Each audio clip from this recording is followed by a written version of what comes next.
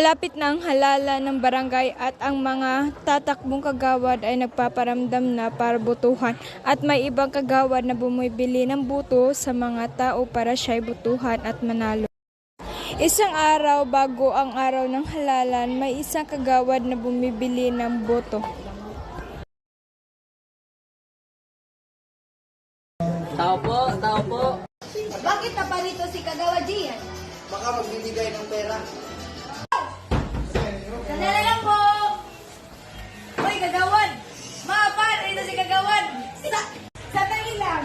Masok ka! Upo ka muna, kagawad.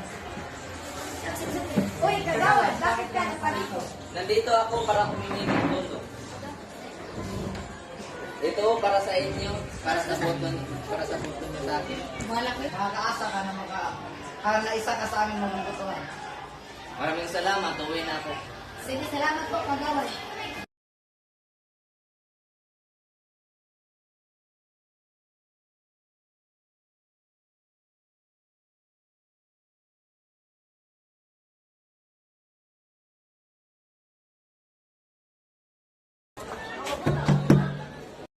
Bakit na pa dito si Kagawad Gian? Nagbibigay ng pera kasi nabalitaan ko na nagbibigay ka ng pera para botohan siya. Tao ba dito?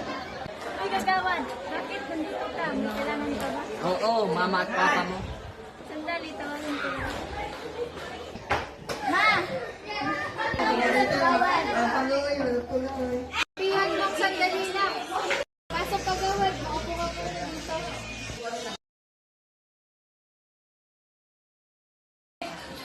Nagagawa, kagawad.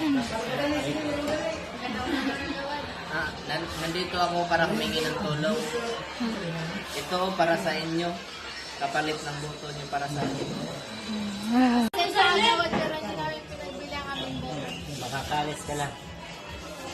Ako ang paparang kay Gian Mumar at tatakbo bilang kagawad. Araw ng halalan. Kapit sa bigay.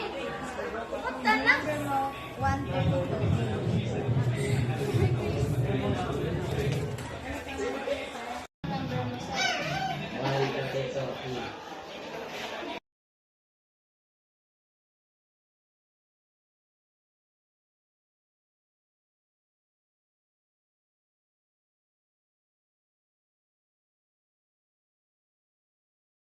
Pakipirmahan dito, sir.